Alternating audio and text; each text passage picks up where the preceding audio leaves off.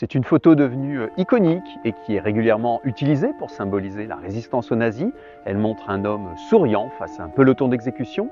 Il a fallu plusieurs décennies pour déterminer que le cliché a été pris ici, près de la citadelle de Belfort, et retrouver le nom de son principal protagoniste. Je vous raconte tout ça.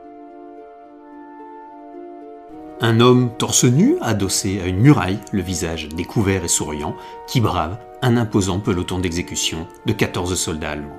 Ce cliché, aujourd'hui très connu, a été publié pour la première fois en mai 1945 dans le journal Jeune Alsace, puis a fait la une du Figaro 2 mois plus tard.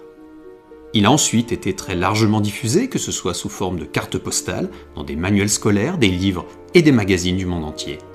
La photo a été prise dans l'Europe occupée par les nazis, mais son lieu précis, sa date et l'identité de celui qu'on a appelé le fusillé souriant sont longtemps restés mystérieux. De nombreuses tentatives de recherche ont eu lieu sans succès jusqu'en 1984, quand un Franco-Américain est persuadé de reconnaître Belfort. James Wood vit alors en Floride, mais a grandi tout près de la citadelle, chez sa grand-mère. Il décide de se déplacer sur place et retrouve l'emplacement exact de la photo, le Fort Blanc. Christophe Grudler, étudiant en histoire et journaliste pour Le Pays de Franche-Comté, consacre un article à sa découverte. Une semaine plus tard, un Belfortin le contacte. Son père, Georges Blint, est le fusillé souriant, mais c'est en déportation qu'il est mort. Les archives ne recensent effectivement aucune exécution à l'endroit de la photo, ce que confirme une fouille qui permet de ne retrouver que quelques vieilles douilles.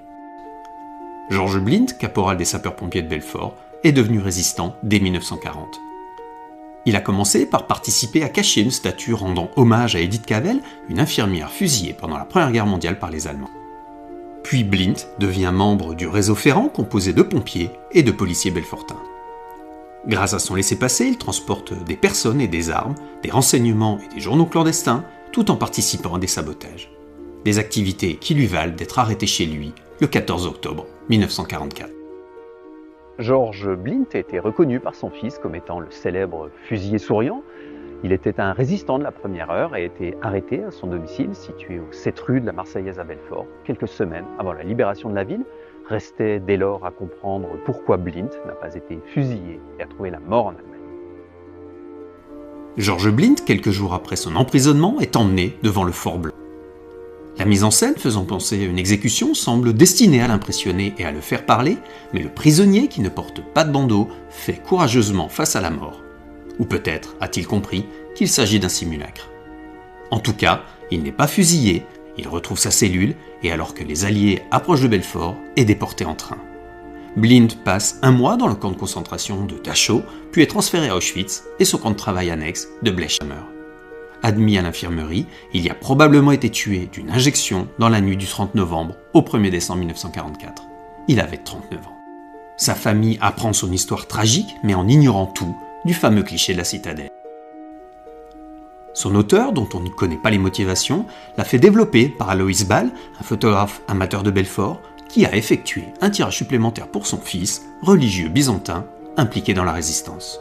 Ce dernier a prêté la photo à Jeune Alsace, et c'est pour cela qu'elle a été légendée dans un premier temps, comme ayant été confiée à un photographe de Besançon.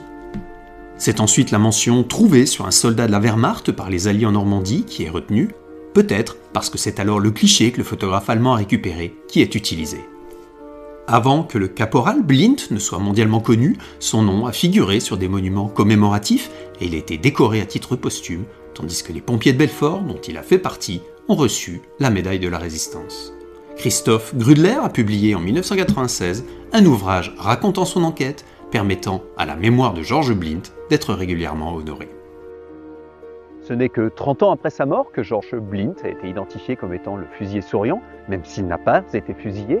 Au-delà de son courage célébré par une photo connue mondialement, le Belfortin a été un résistant actif et impliqué au sein d'un réseau qui a œuvré avec d'autres groupes du Nord-Franche-Comté ainsi qu'avec les services secrets britanniques. Mais ça, ce sont d'autres histoires que nous aurons explorées.